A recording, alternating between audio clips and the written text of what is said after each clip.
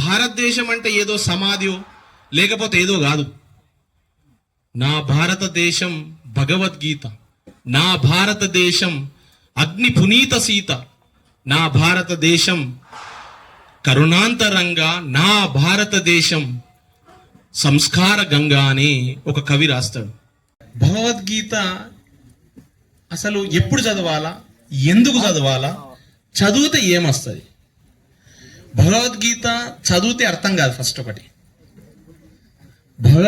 భగవద్గీతని చదవడం కాదు, ఆచరించాలి. మనము ఒక హాస్పిటల్కి వెళ్తే డాక్టర్ ఒక ప్రిస్క్రిప్షన్ రాస్తాడు మనకు మందులు, అవునా? ఒక రోగం వచ్చిందనుకో, దానికి కొన్ని మందులు రాస్తారు. అంటే ఈ ప్రిస్క్రిప్షన్ ప్రకారం నువ్వు ఈ మందులు వేసుకున్నావంటే దీని యొక్క రోగం అనేటప్పుడు నీకు తగ్గుతుంది, ఇన్ని రోజుల్లో తగ్గుతుంది. ఒకటి 1 వీక్ వేసుకోమంటాడు, ఒక 10 డేస్ వాడమంటాడు, ఒకటి ఇదంటాడు. ఇది కూడా భగవద్గీత అనేటటువంటి it's dynamic prescription of the human being life అన్నమాట.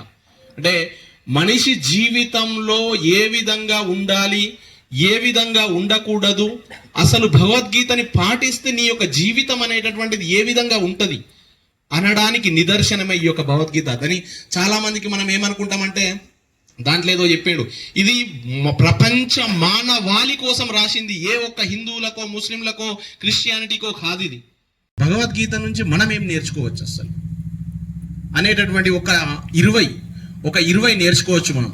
అంటే యాజ్ ఎ స్టూడెంట్గా, యాజ్ ఎ హ్యూమన్ బీయింగ్గా.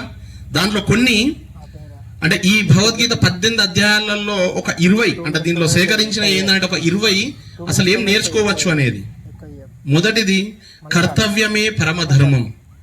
అంటే ఏంది అని అంటే నీ యొక్క పని నువ్వు సక్రమంగా నిర్వర్తిస్తే, ఓకేనా, సక్రమంగా నిర్వర్తించడం అనుకో, నిజాయితీతో నిర్వర్తించడం అనుకో, నీ యొక్క విజయాన్ని ఎవరు కూడా ఆపలేరు. నీ యొక్క కర్తవ్యాన్ని, నీ యొక్క పనిని నువ్వు ఇప్పుడు చదివేటప్పుడు కూడా నీ యొక్క పనిని, నీ యొక్క కర్తవ్యం ఏంటి ఇక్కడ? చదవడం. నీ యొక్క చదువుని సక్రమంగా నిర్వర్తించావు అంటే 100% విజయం అనేది తప్పకుండా వస్తుంది. మనము కర్మను తప్పించుకొని తిరుగుతాం అన్నమాట, మన పనిని మనం తప్పించుకొని తిరుగుతాం. చదవకుండానే మనకు ఫలితాలు కావాలనుకుంటాం. ఇంకోటి, ఫలితాలపై ఆశ పెట్టుకోవద్దు, దాన్ని నిష్కామ కర్మ అని అంటారు. అంటే ఏంది? పని అయ్యు, ఫలితం మీద ఆశ ఉండదు. ఫలితం మీద ఒకవేళ ఆశ ఉంటే ఏమవుతుంది?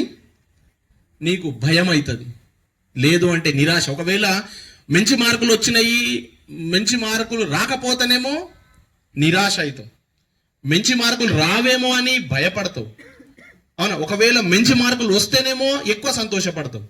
అదే దాని గురించి ఫలితం గురించి ఆలోచించకుండా నువ్వు కనుక పని చేసినావు అనుకో, దాన్ని నిష్కామ కర్మ అంటారు అనమాట. అంటే నీ యొక్క ఫలితాన్ని ఆశించకుండా నువ్వు ఎప్పుడైతే పని చేస్తావో 100% నీకు విజయం అనేది తప్పకుండా ఉంటుంది. ఏదియో ఒక రుణానుబంధం లేనిదే ఎవరు మన వద్దకు రారు అనేది ఒక సూక్తి ఉంటుంది. అంటే ఏంటంటే అక్కడ నీ దగ్గరికి ఎవడైనా వస్తున్నాడు అంటాడు, సంథింగ్ హీఈస్ ఎక్స్పెక్టింగ్, ఏదో ఒకటి ఎక్స్పెక్ట్ చేసి నీ దగ్గరకు వస్తున్నాడు వాడు. అటు చిన్న పెన్సిలా, రబ్బరా, ఎరేజరా, షార్ప్నరా, లేకపోతే బుక్క, లేకపోతే మనీయా, ఇంకేదో. కానీ నీ స్వార్థం లేకుండా ఏదైనా మంచి పని చేస్తే అదే పరమ పుణ్యం అనమాట. అంటే నువ్వు దేవుణ్ణి రోజు మొక్కాల్సిన అవసరం లేదు, నువ్వు చేసే పనిలో గొప్పగా ఉంటే సరిపోతుంది. అలాగే యోగా అంటే శరీర వ్యాయామం కాదు, సమత భావం. అంటే ఏంటంటే సుఖం వచ్చినా దుఃఖం వచ్చినా ఇవన్నీ ఏమో రెండు తాత్కాలికమే, అవునా? ఈరోజు దెబ్బ తగిలింది, నీకు దెబ్బ తగలంగానే బ్లడ్ వెళ్ళిపోతుంది, బ్లడ్ బాగా వెళ్తుంది, వెళ్ళంగానే చాలా పెయిన్ ఉంటుంది. ఒక 15 నిమిషాల తర్వాత ఆ పెయిన్ కొంచెం తగ్గుతుంది ఆయింట్మెంట్ పెట్టగానే. అలాగే నెక్స్ట్ డే ఏమవుతుంది? ఆ పెయిన్ తగ్గిపోతుంది. ఆ నెక్స్ట్ డే ఏమవుతుంది?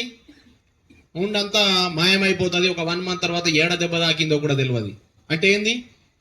ఫస్ట్లో దెబ్బ తగిలినప్పుడు ఏ విధంగా నొప్పి ఉన్నదో ఆఫ్టర్ 1 మంత్ తర్వాత అదే నొప్పి ఉంటుందా? ఉండదు. సేమ్ మీరు కూడా ఈరోజు ఒక కష్టం వచ్చింది, ఈ కష్టం అనేది శాశ్వతమైన కష్టం కాదు, అది శాశ్వతమైన నష్టం కూడా కాదు. ఏదైనా టెంపరీయే.